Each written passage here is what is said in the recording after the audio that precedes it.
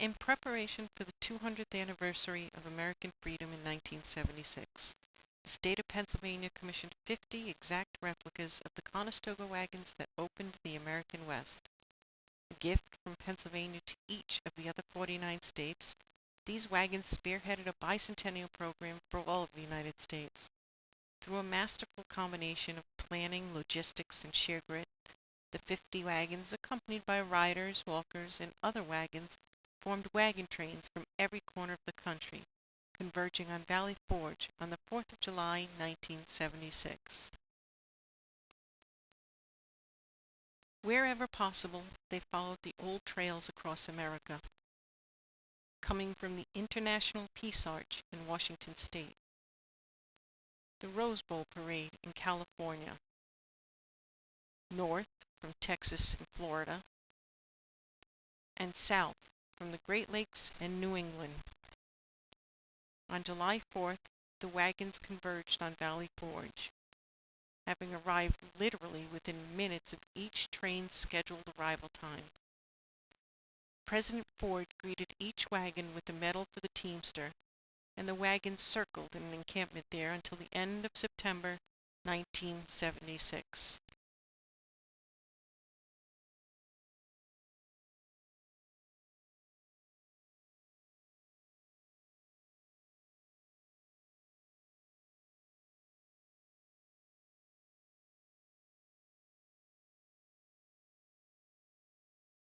As part of this program, proclamations of rededication were sent to every city and town for people to sign, proclaiming their belief in those precepts of our founding fathers.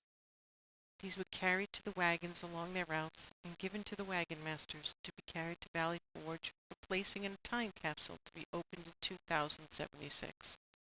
Thus every citizen had a chance to be a part of the bicentennial. This, then, is the Bicentennial Wagon Train Pilgrimage to Pennsylvania, New England section. 3½ days across Rhode Island, starting Memorial Day weekend, 1976. With invaluable assistance from the Rhode Island Department of Natural Resources and the towns of Burrillville, Gloucester, Foster, North Scituate, Coventry, West Greenwich, and Exeter, the New England Wagon Train, led by Assistant Wagon Master Roger Morse of Maine and Rhode Island teamster LeGrand Reynolds, the group enjoyed shady dirt roads and woods trails and idyllic green fields for overnight camping as they crossed the state. Less than 10 miles of tar road was used. On May 30th, state officials, the Gloucester Light Infantry, the Colonial Militia Unit, and members of the public gathered at the state line in Burrillville on Route 96 to welcome the New England Wagon Train into Rhode Island.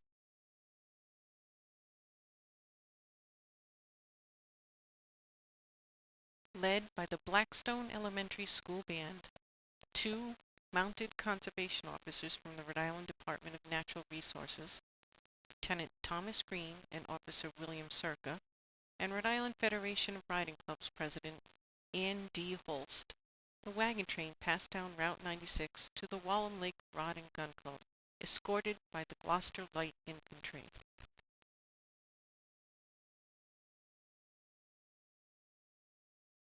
Awaiting them on Brook Road was another colonial militia unit, the Patuxet Rangers. Because of their scarlet uniforms, the Rangers portray the British, and it was obvious that trouble was brewing.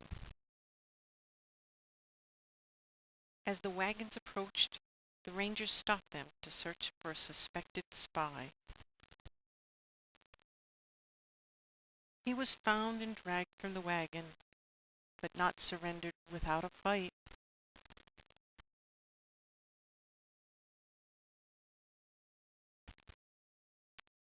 Like most battles, there was a casualty. However, the British prevailed and hauled their prisoner off in chains, leaving the 2 unit commanders, Colonel Lynch of the Patuxet Rangers and Colonel Hanson of the Gloucester Light Infantry, to plan their next maneuver.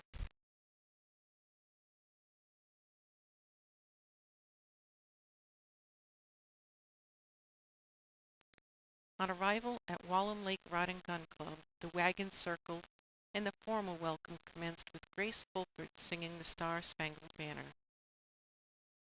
After short welcoming speeches, the club served a chicken dinner. Here, the first Rhode Island proclamation of rededication was presented to the wagon train and started its journey to Valley Forge. Following lunch, the wagon train moved west on Brook and West roads, north on Hill Road, and west on Stone Barn Road. At East Walham Lake Road, the train went south to Walham Lake Road, then west to Jackson Schoolhouse Road, where they again turned south. A turn onto Olney Keach Road brought them to the pleasant dirt roads of the George Washington Management area.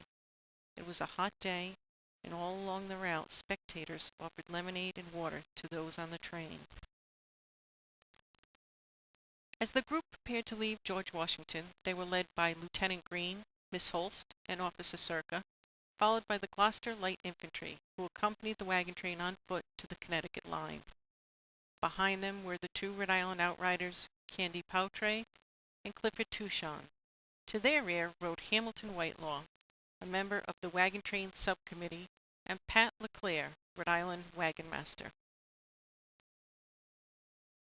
The wagon train turned west on Route 44 to Reynolds Road, where they went south.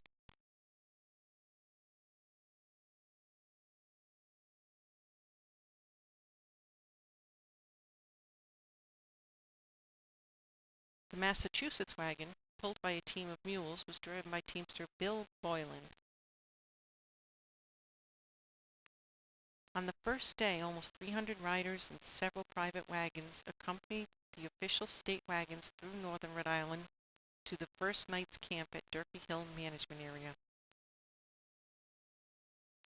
After over a month of heavy traffic roads and camps on school playgrounds and parking lots, the dirt roads and green fields of Durfee Hill must have looked like heaven to the tired horses, riders, and drivers.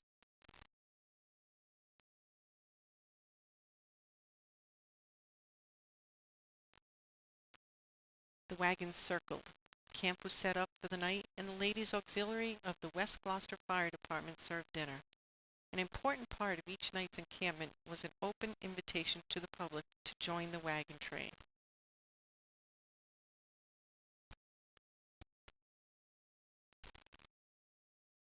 Entertainment was offered each night on a portable stage, transported with each wagon train in a donated Mayflower van line.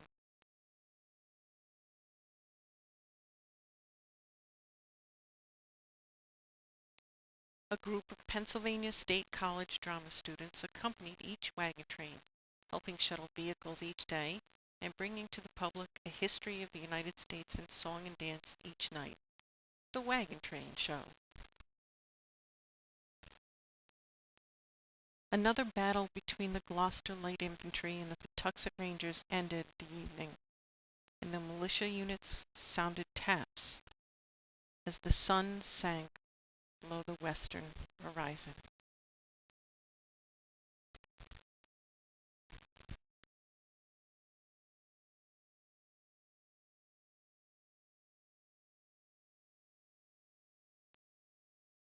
With sentries posted, the camp settled for the first night in Rhode Island.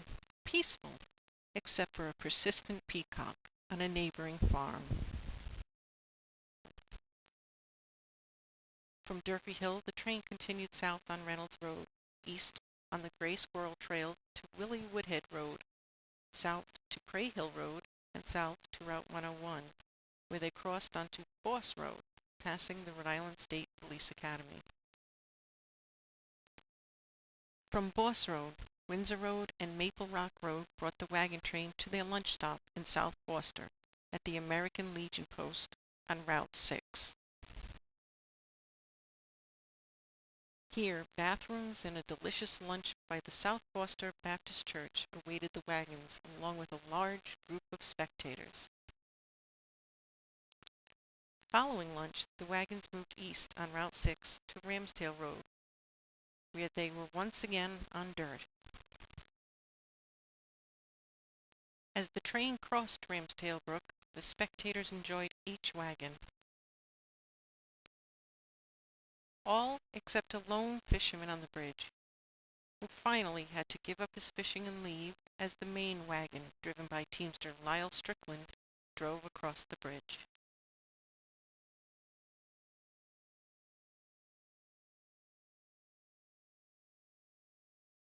The route then continued south to the Central Pike, west to Cape Randall Road, to King Road, and south to Route 94 in Foster Center, where the wagons turned east to Route 102, to a right turn on Isthmus Road in Clayville.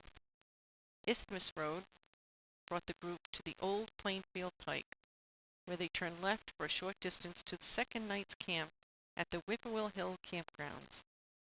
Dinner was provided by the North Foster Baptist Church. That evening, the wagon train show was joined by the Rhode Island Federation of Round and Square Dancers and the Spirit of 76 Fife and Drum Corps.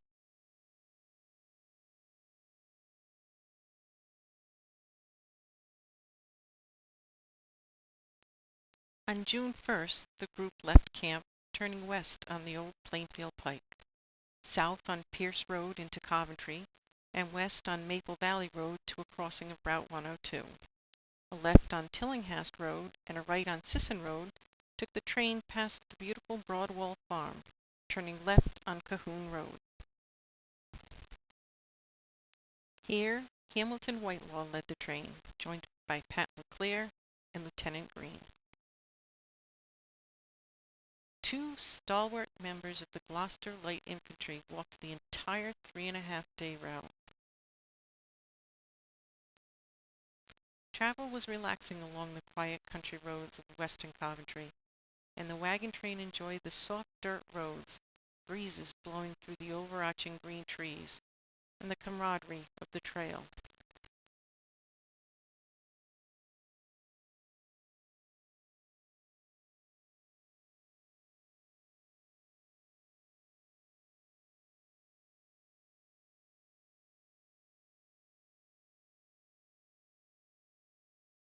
From Cahoon Road, the route went west on Route 117 and south on Lewis Farm Road to the lunch stop at the Cozella property on the Moosup River.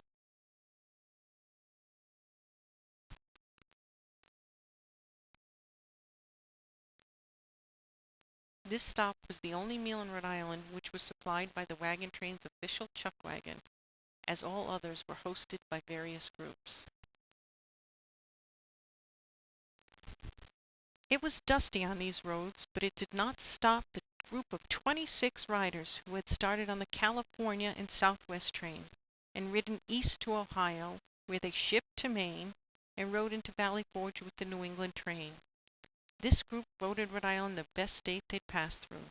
As one California rider said, "I wish Rhode Island was as big as Texas so we could ride across it for weeks." Quite a tribute for the smallest state.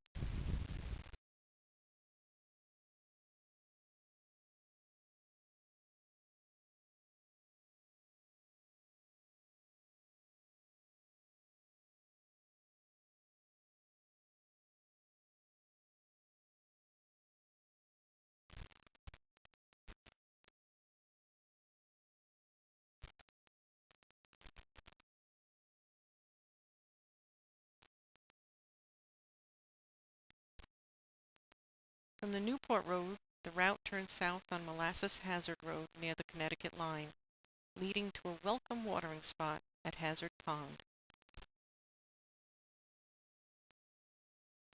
The wagons waited until all horses were watered and then moved on. Passing Buckley's Inn, led by Roger Morse and the Pennsylvania wagon, driven by Paul Poirier. The Vermont wagon was driven by teamster Pierre Potier. The New Hampshire wagon's lines were in the hands of teamster Paul Cabot. After a long ascent to Escahik Hill, the wagon train, still led by the Gloucester Light Infantry and the Pennsylvania wagon, turned into their last Rhode Island campsite at the Beach Pond State Park Horsemen's area.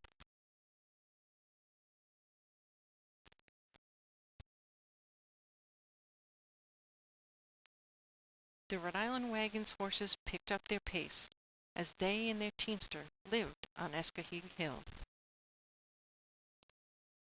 Bringing up the rear, Officer Circa and a young lady from Arizona turned into the horseman's area. The wagons formed a big circle inside the huge show ring, and the train settled in for their last night in Rhode Island. On June 2nd, the final morning in this state, it was raining as the wagon train turned west on Route 165, headed to Beach Pond Causeway in Connecticut. At the state line on the causeway, Rhode Island Wagon Master Pat LeClaire and Roger Morse rode forward to meet the chairman of the Board of Selectmen of Voluntown, Connecticut.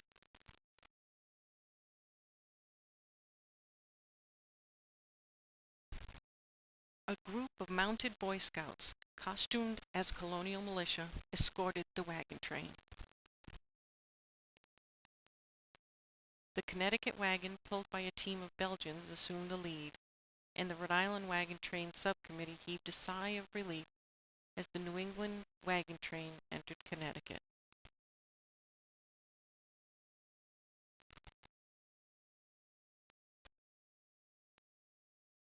"38 days of slow, often painful travel culminated on the 4th of July as the New England wagon train rolled into Valley Forge, completing a trip which had led from Maine through the New England states, across New York and New Jersey, into Philadelphia, and on to Valley Forge. The New England train unanimously voted Rhode Island the best state they went through, best riding country, and finest camping arrangements.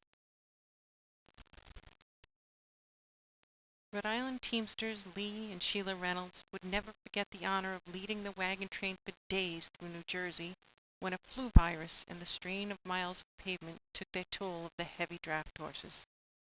Nor will they forget how their team stood firm at the head of the train in the center of Philadelphia, while a group of frightened riding horses scattered spectators and wagon teams alike when they broke loose from a temporary barrier and dragged a 16-foot plank through the crowd.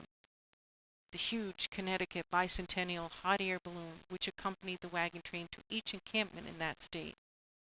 The hour-and-a-half crossing of the Tappan Zee Bridge, surrounded by helicopters and New York City fireboats on each side of the bridge shooting streams of water aloft, as the bridge closed on the westbound side and the first animals ever passed across.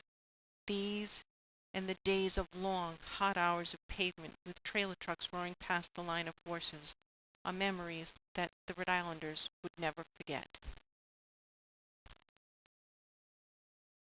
Pageantry and drama accompanied the train, but it was Rhode Island hospitality that remained in the minds of the horsemen.